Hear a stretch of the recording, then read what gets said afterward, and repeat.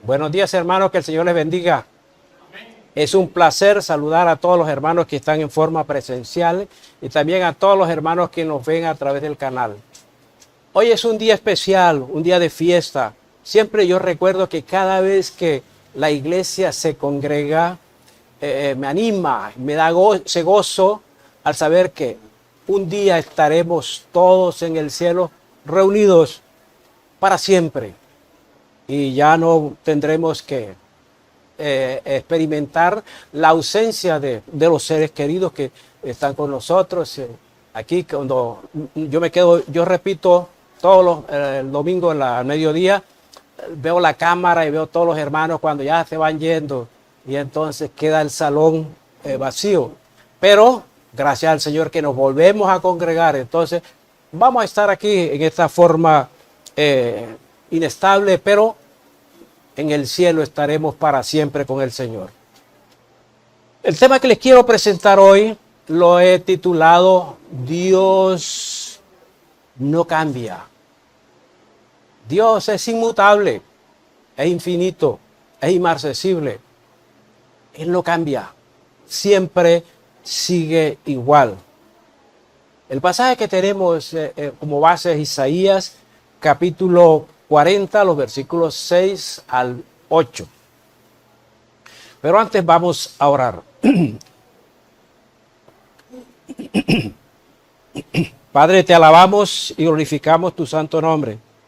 Te damos gracias, Señor, porque nos das esta bonita oportunidad y queremos hoy glorificar tu nombre. Pon palabra en mi boca para que esta congregación que está presente y la que nos ve sea edificada por tu palabra. Que no hable yo, Dios, habla tú. Líbrame de palabras confusas. Líbrame, Señor, de palabras ofensivas. En el nombre de Cristo Jesús. Amén. Vivimos en un mundo cambiable, pero Dios es inmutable, Dios no cambia. Porque Dios no puede cambiar su carácter, no puede cambiar sus principios. Los principios de Dios no son negociables.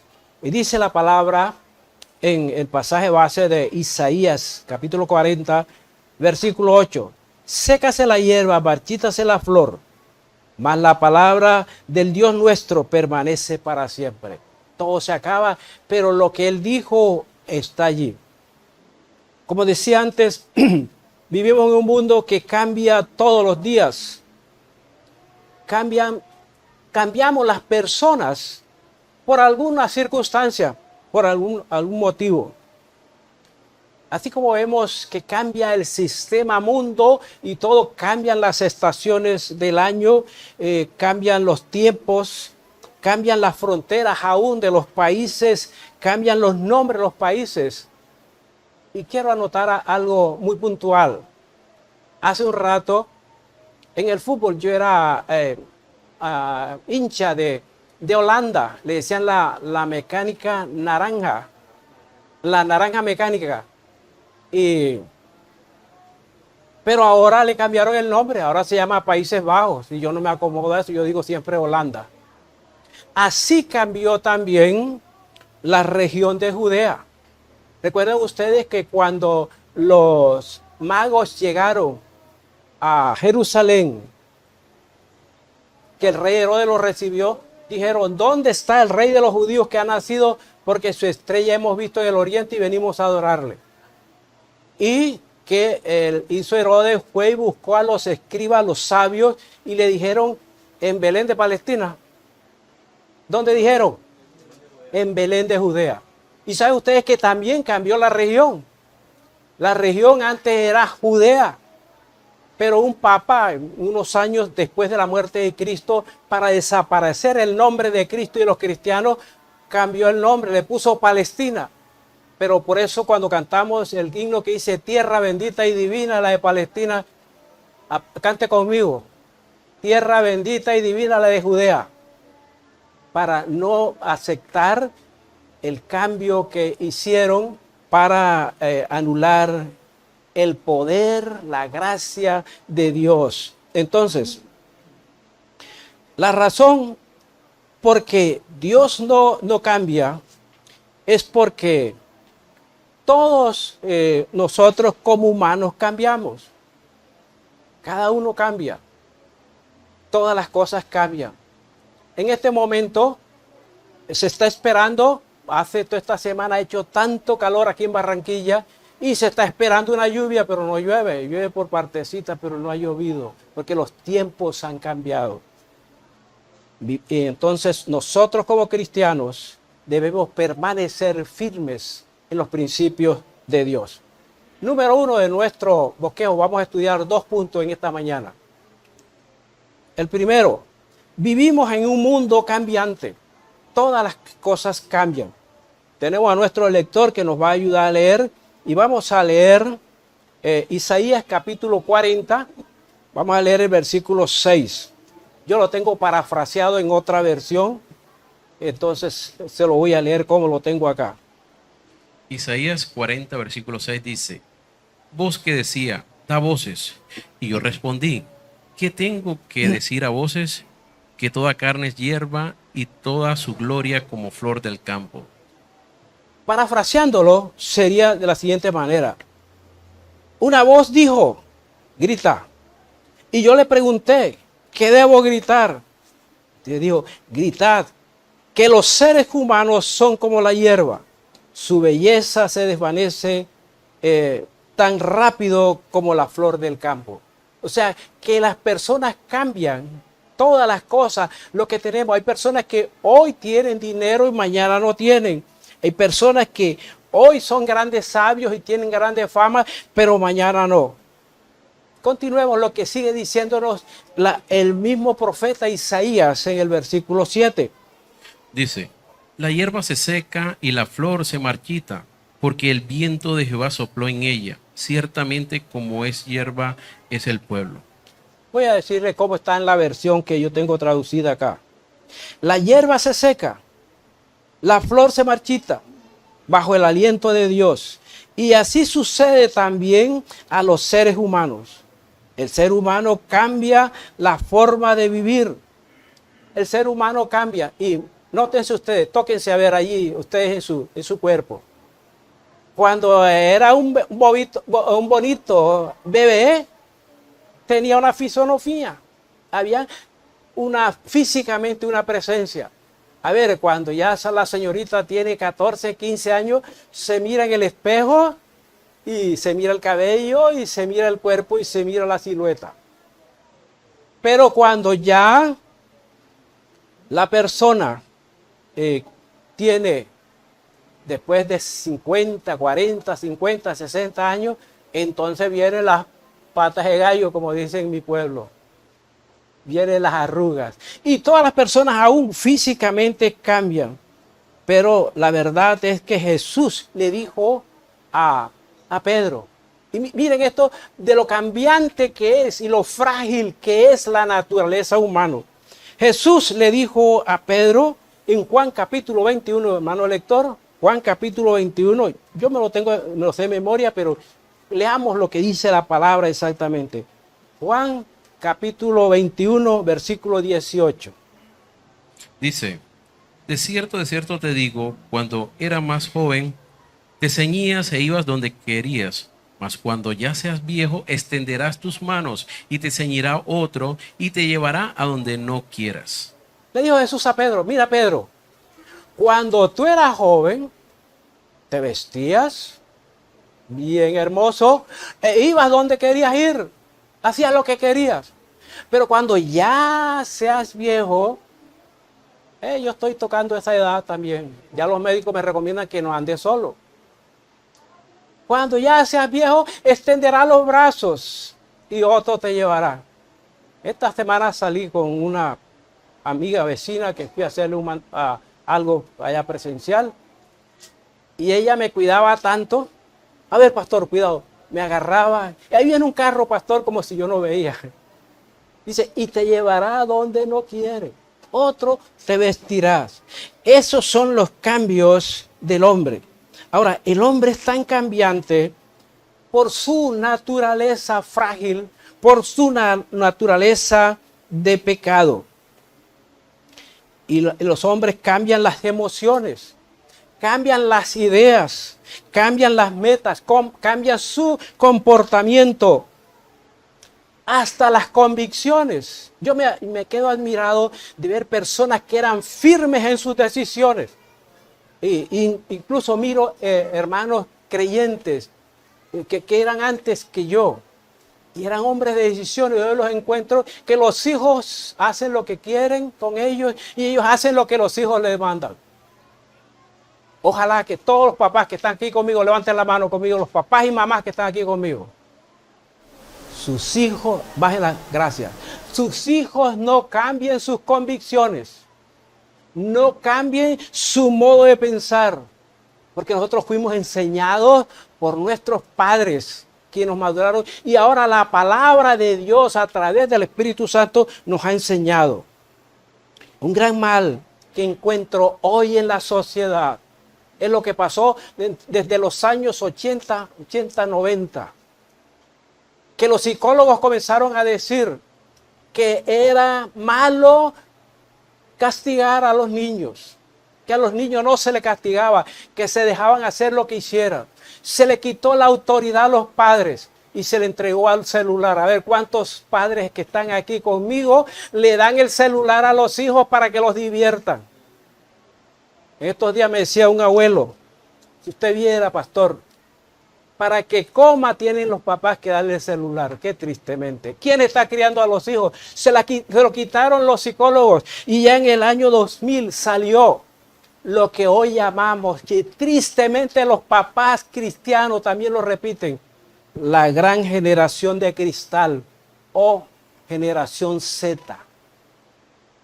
Y esto quien lo descubrió fue una abogada, filósofa de política de España, y llama a esa, ¿y quién es esa sociedad, generación de cristal? Son los hijos rebeldes que no respetan a sus papás. Los papás a las 9, pues ya estamos viejos, nos acostamos, y los hijos no saben los papás si vienen llegando o van saliendo. El otro día me dijo un hermano que la hija, él estaba en San Andrés, y la hija le decía que le diera permiso para ir a un cumpleaños. ¿Y a qué hora es? A las 10 de la noche. Entonces ella le dijo, ¿hasta qué hora tengo permiso? Él le dijo, hasta las 5 de la mañana. Y le colgó, porque le dio rabia. Qué triste. Entonces se ha perdido la autoridad. Han cambiado las convicciones. Y la gente, lo triste es que a veces hasta hermanos de la iglesia estamos en esa situación. A tal punto que los padres cristianos no caigamos en esa trampa. La trampa del diablo ha sido hacer que la autoridad, la armonía en los hogares cristianos se pierda. A tal punto, hermanos, que los hijos mandan a los papás. ¿Y qué tenemos en la generación de hoy? Tira piedra, destruye todo lo que está hecho y reclaman la igualdad, los derechos de las minorías gobiernan sobre la mayoría. Pero cuando estudiábamos eso en la primaria, yo me acuerdo hace bastante años que estudiamos la primaria, y nos enseñaban en cívica, ¿se acuerdan la cívica? Que estudiaba uno para los hermanos, los que están así mayores como yo. Los derechos de las personas. Y ahora los derechos de la minoría están sobre los derechos de la mayoría. Y antes prevalecía los derechos de la mayoría. Hoy, lo que antes era inmoral, ahora es virtud. Lo que antes era una grosería, hoy es cultura. Lo que antes consideramos como pecado, hoy es una bendición, una virtud para la gente. La autoridad, el respeto se ha perdido y se llama libertad, que yo le llamo libertinaje, porque el hombre ha cambiado para mal. Pero como dije antes, lo triste es que los cristianos nos dejemos imponer esa seducción y esos mandatos de Dios, del diablo, que quiere ponerlos sobre Dios. Y recuérdense que la palabra de Dios, a través del sabio Salomón, ¿qué nos enseña? Sabio Salomón nos enseña: el padre que ama al hijo, madruga a castigarlo. La vara y la corrección dan sabiduría. El hijo sabio alegra al padre, mas el hijo necio es tristeza de su madre. Y lea el libro de Proverbios para que se dé cuenta que fue palabra de Dios, y los psicólogos lo cambiaron, y los políticos hoy, porque les interesa, dicen el país de los jóvenes. Eso es contrario a lo de Dios. Siempre Dios habló a los ancianos, y por eso dice la Biblia: los jóvenes por la fuerza, pero los sabios, los ancianos por la sabiduría. Y son principios de Dios. Y el diablo se ha metido y ha dañado todas las cosas. Y sabe una cosa, el diablo solamente tiene 3 cosas a las que vino, que se las quiero mencionar en esta mañana. Juan capítulo 10, versículo 10. Y voy a hacerle un ejercicio a los que están aquí presentes. Los que están en el canal, pues no pueden hablar, sino por sugerencias que mandan. Analícelo ahí, le voy a dar un minuto. Juan 10, 10. ¿Cuáles fueron las 3 cosas a que vino el diablo? Y que yo le digo que son los 3 dones: robar, matar y destruir.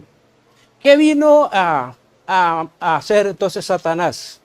Satanás vino a robar. ¿Qué ha robado? Ha robado la armonía, la autoridad, el amor de la familia. Ha hecho que llegue el divorcio, que lleguen todas esas cosas. Son productos de lo que Satanás ha robado. Ha robado la felicidad, ha robado la paz. ¿Por qué?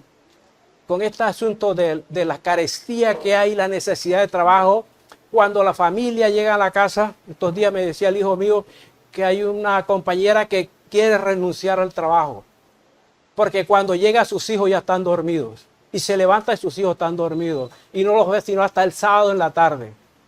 Se pierde esa comunión, esa armonía, y toda esa es la fragilidad de los cambios de lo que ha hecho este mundo. Y Satanás se ha encargado de hacer esas cosas. Matar. Satanás sabe que ha matado al mundo, ha matado los matrimonios, ha matado, la gente se mata el uno con el otro por el odio, por el deseo de poder. Y de pronto no voy a profundizar mucho en esto, pero la otra cosa es que hizo fue destruir. El mundo está patas arriba. Hasta la naturaleza, dice la palabra, que la misma naturaleza gime como mujer de dolor de parto, viendo toda la injusticia. La tierra es estéril, hay que echarle tantos abonos porque ya la tierra no aguanta más. Y dice la palabra que la tierra también será liberada. Pudiera decir de muchos más cambios que se dan en la sociedad. Pero vayamos con el punto número 2. Dios es inmutable. Dios no cambia. Dios es el mismo, dice el libro de Hebreos, que Jesús es el mismo de ayer, de hoy y por los siglos. ¿Cuántos dicen amén? Amén. Nunca nuestro Dios ha cambiado. Hermano, yo vengo la experiencia de él. A veces yo reconozco que he hecho cosas que no debía hacer, y llego delante de él y yo sé que él está allí, que él me está escuchando, que está listo para perdonarme porque no cambia. Algunas personas no entienden esto, pero la razón es porque si Dios cambiara, dejaría de ser Dios. Y vamos a ver lo que dice el libro de Isaías, capítulo 40, versículo 8. Hermano Allen. Dice así: sécase la hierba, marchítese la flor, mas la palabra del Dios nuestro permanece para siempre. Bueno, según la versión que tengo yo, la hierba se seca y la flor se marchita, pero la palabra de nuestro Dios permanece para siempre. La palabra que Dios nos dio se cumplirá por encima de que tú y de que la gente y que yo y que digamos que no. Dios va a cumplir su palabra porque Él es Dios. Él no cambia. Él no puede cambiar. Del modo de ver las cosas, Dios no cambia. Del modo de pensar. ¿Qué pensamiento tiene Dios hoy? El concepto de ti, de mí. ¿Qué concepto tiene cuando estamos en comunión con Él? Pero ¿qué concepto tiene cuando pecamos? El mismo. Tú eres mi hijo amado. Dios nos ama. Él no puede cambiar. Por eso vemos que aún siendo nosotros infieles, vamos a mirar lo que dice 2 Timoteo capítulo 2, versículo 13. 2 Timoteo capítulo 2, versículo 13. Dice que Él no cambia. Dice así: si fuéramos infieles, Él permanece fiel. Él no puede negarse a sí mismo. Dios no puede cambiar. Aunque nosotros somos infieles. Y si yo dijera en esta mañana, no voy a pedir que levante la mano, pero toda la congregación que está aquí, los que me están viendo por el canal, si yo dijera, muéstreme un día en que usted no le ha sido infiel a Dios, tenemos que agachar la mano. Pero Dios permanece fiel porque Él no cambia, porque esa es su naturaleza. Él no puede negarse a sí mismo, dice, no puede negarse a lo que Él es, que Él es Dios. Y Dios no cambia. ¿Sabes que Dios nos ama a nosotros? Como vivimos en un mundo cambiante, el aliciente para nosotros, la iglesia de Dios y para el mundo que no entiende, es que todo cambia en la vida, pero Dios no cambia. Y un versículo más que le voy a regalar. Malaquías capítulo 3, versículo 6.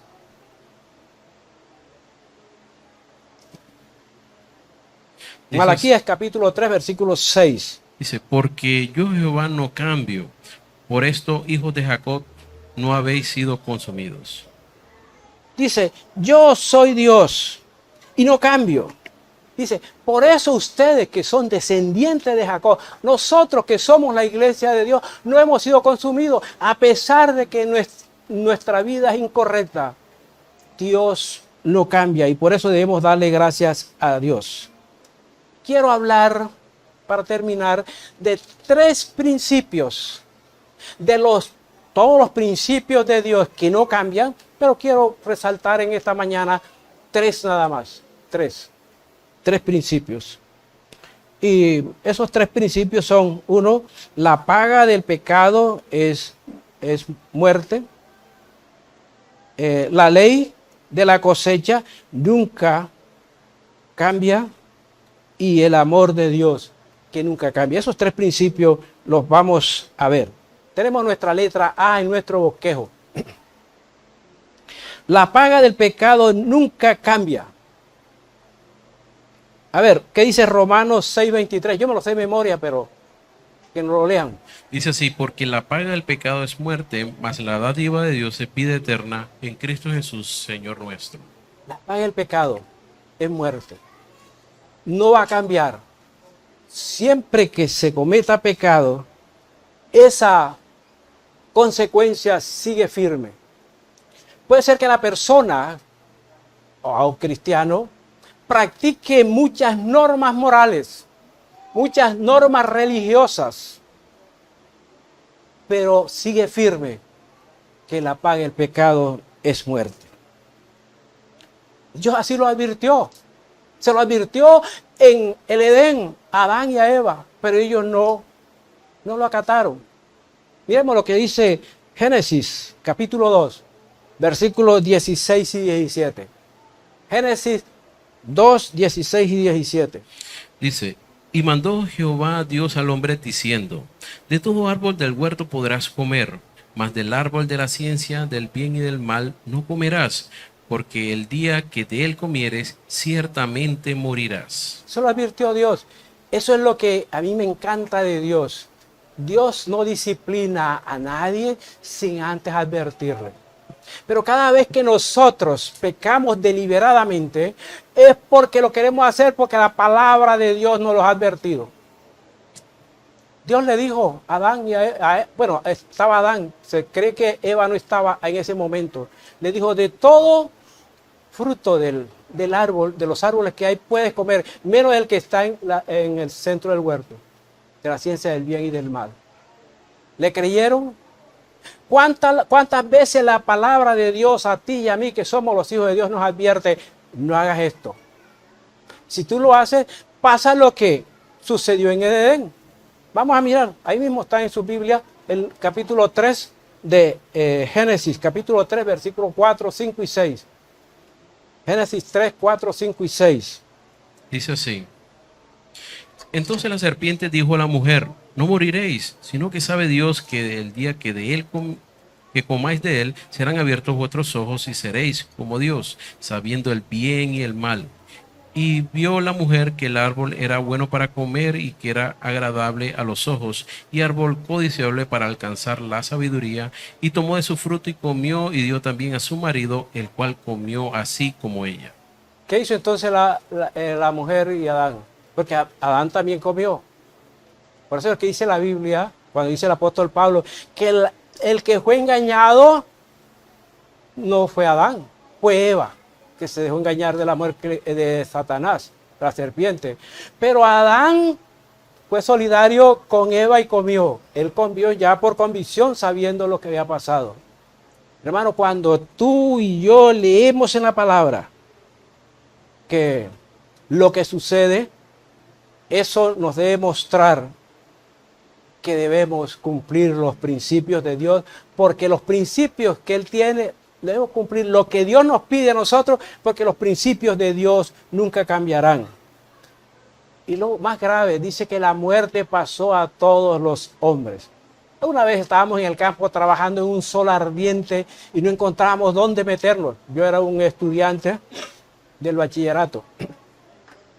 Y entonces dijo un muchacho, fuéramos puros estudiantes, sofocados, y dice, por las benditas mujeres venía a pecar, tenemos que trabajar así. Y comenzamos todos con la risa. Pero ¿qué dice Romanos capítulo 5, versículo 12?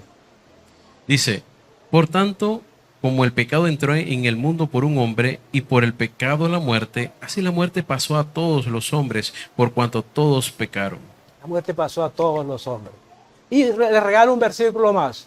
Hebreos capítulo 9, versículo 27. A veces que nosotros pensamos que nos vamos a morir. Y cuando estaba joven, yo pensaba que uno todo el tiempo se iba a quedar así. Y yo veía a los viejitos de 60, 70 años y decía, me falta mucho tiempo para llegar. Y resulta que estaba a la vuelta de la esquina. Llegó. Vamos a ver qué dice Hebreos capítulo 9, versículo 27. Dice, y de la manera que está establecido para los hombres que mueran una sola vez, y después de esto, el juicio. O sea, la muerte pasó a todos los hombres. Y el que no se muere cuando joven, de viejo no se escapa, pero morirá. Entonces está establecido. Entonces fue lo advertido por Dios y se sigue cumpliendo. Dios no cambia el sentido de que siempre que pecamos, la recompensa será la muerte. Tengo un ejemplo acá que anoté en mis pensamientos cuando estoy estudiando allí. A veces mi esposa me dice, ya es hora de almorzar. Y yo déjame anotar aquí porque se me vino el pensamiento y cuando ya me paro se me olvida.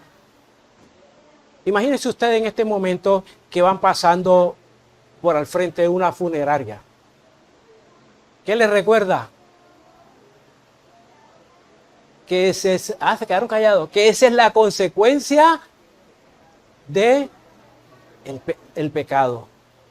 ¿Y qué se le viene a su mente cuando usted está en un funeral y ve una persona que está ahí toda vigorosa y todas las cosas? Y dice, pero si hace tanto que lo vi andando, la vi andando.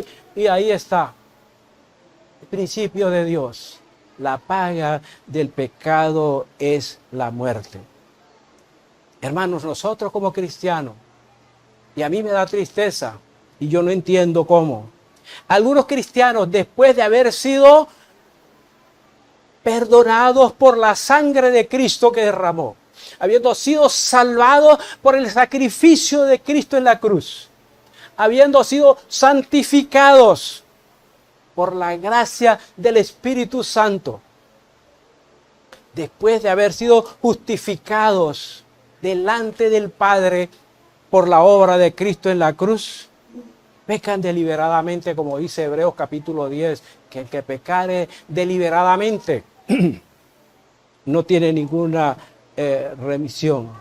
Tú y yo somos justificados, somos santificados, pertenecemos a la familia de Dios, estamos sentados en los lugares celestiales con Cristo, somos libres en Cristo Jesús.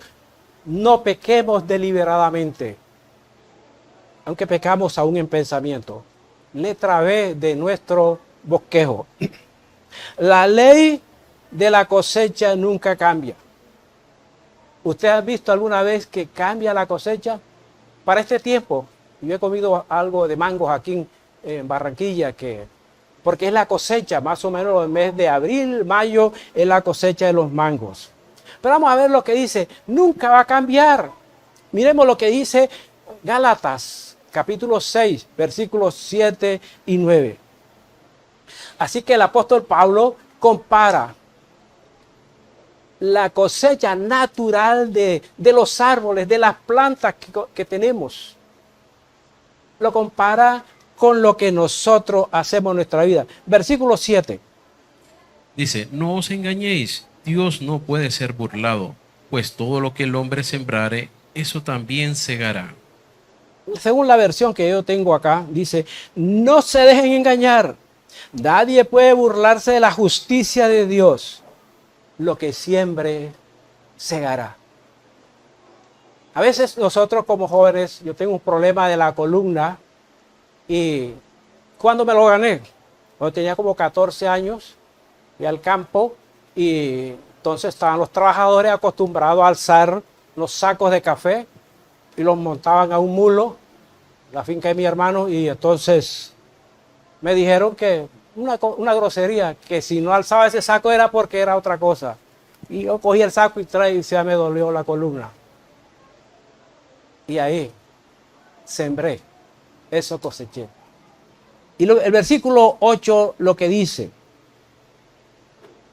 Porque el que siembra para su carne, de la carne segará corrupción, mas el que siembra para el espíritu, del espíritu segará vida eterna. Mira, hermano, no pensemos que podemos sembrar. A ver, ¿a quién se le ocurre la locura? Sembrar unas semillas de mango y cuando ya está floreciendo, y ay, qué tal que me diera unas naranjas. No se va a dar. Si siembra mango, mango cosechará. Por eso dice el versículo, el que siembra para su carne cosechará corrupción. Pero el que siembra, siempre está para agradar a Dios, del Espíritu cosechará vida eterna. Lo que nosotros sembramos, eso cosechamos. Puede ser que sembramos para el Espíritu y cosechamos bendición, o cosechamos cosas que nos duelen en la vida y entonces nos arrepentimos. Yo recuerdo un hombre que tenía un pocotón de hijos, tuvo hijos en la juventud, y después se me acercó cuando estaba de amores con la que hoy es mi esposa, y fuimos a visitarlo. Yo fui a presentarle a mi novia y me dijo, quiérala que es muy bonita. Y me dijo, le recomiendo una cosa, quédese con ella y no tenga hijos por allá y por acá, porque no le pasa como a mí. Dije, ¿qué te está pasando? Me dice, el cuero no me alcanza, me lo jala un hijo para allá y el otro para acá. Eso es lo que sembró. Ahí tengo aquí unos proverbios que se me antoja que son sabios. Y uno que dice, siembra viento y cosecharás tempestad. Y otro que lo decía una hermana que tenía una poesía acerca de eso, y ya le aprendí esta partecita que decía, árbol que crece torcido, nunca su rama endereza, porque esa es la naturaleza, el vicio con que ha crecido. Entonces, no nos dejemos engañar. La letra C de nuestro bosquejo, con la cual vamos a terminar, el amor de Dios nunca cambia. Dios en sus principios nunca cambia el resultado del pecado. Dios tampoco cambia que lo que nosotros sembremos, lo que hagamos ahora, aún como cristianos, eso vamos a cosechar. Y lo tercero es el amor de Dios. Gracias a Él, nunca cambia. Ese amor de Dios sigue pasando. Y mírame lo que dice Romanos capítulo 5, versículo 8. Dice, mas Dios muestra su amor para con nosotros, en que siendo aún pecadores, Cristo murió por nosotros. Estando nosotros muertos, hermano, no ahora que Dios nos llamó, nos perdonó, nos salvó, nos santificó, nos justificó. No, antes cuando estábamos muertos, me dice la palabra que éramos podrida carne, ahí estando ahí, mostró ese gran amor y murió por nosotros. Y que no hay amor más grande que ese. Como lo dice el mismo Jesús, lo dijo en Juan 15, 13. Yo no lo sé de memoria, pero me gusta que lo lean para que sea textual. ¿Sabes que el diablo parafrasea los versículos? Así lo hizo con Jesús en la tentación. Le decía los versículos a media, pero Jesús le contestaba como dice la palabra. Vamos a ver cómo dice la palabra. Juan 15, 13. Nadie tiene mayor amor que este, que uno ponga su vida por sus amigos. Nadie tiene mayor amor que ese que hizo Dios al entregar a Jesucristo a que muriera en la cruz del Calvario para salvarnos.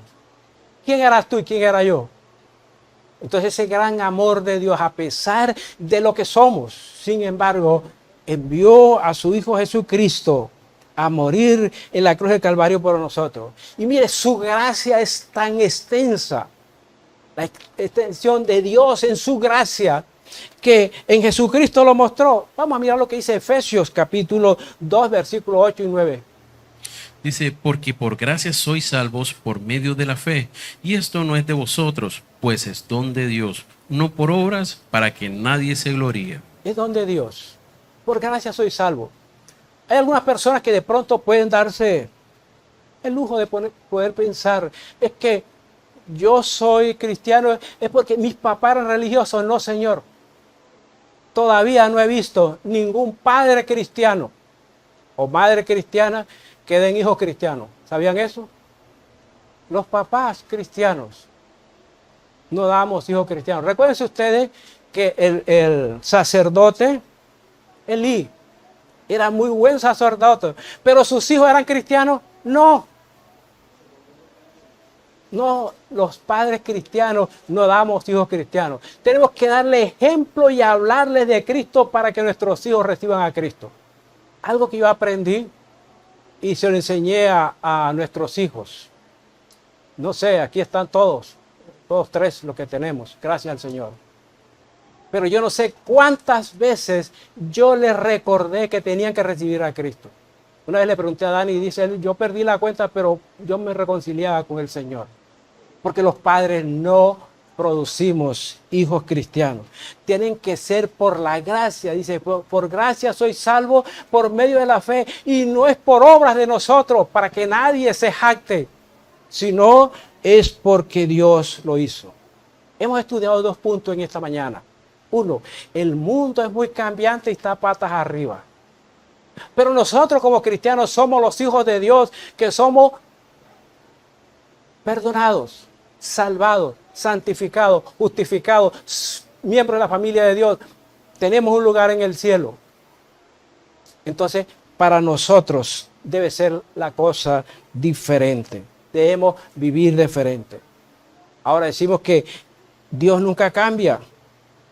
El concepto de la muerte sigue firme. Que la ley de la cosecha, lo que sembremos, eso vamos a cosechar. Pero que el amor de Dios sigue igual. Yo le hago una pregunta. Y ojalá que si usted cierra sus ojos ahí, medítelo y pregúntese a sí mismo. ¿Qué cosas en su vida hoy necesita cambiar? Porque El tiempo de la cosecha se acerca. Va a cosechar lo que está sembrando. Y estoy hablando espiritualmente. Aunque abarca la parte material del hogar, de la familia. Pero espiritualmente, ¿qué está sembrando? ¿Qué debe cambiar? Es la pregunta. ¿Qué debemos cambiar para ser cobijados en los principios de Dios que no cambian? Recuérdese, ningún principio de Dios es negociable. El peor negocio que usted puede hacer, que yo puedo hacer, es comenzar a negociar con el diablo. Él sí negocia. Ah, no, pero es que esto no es tan malo. Si tú hoy, en vez de venir a la iglesia, te vas para la playa, no es tan malo. El otro domingo vas. ¿Sabe lo que pasa? Si usted hace negocio que se va, el próximo domingo le presenta una cosa más grave. Y así con el pecado y con todo. Obedezca lo que la palabra de Dios dijo. Dios le advirtió a Adán y a Eva en el Edén, pero ellos escucharon más al diablo. Escuche lo que dice la palabra de Dios. Que Dios les bendiga y les guarde en esta mañana.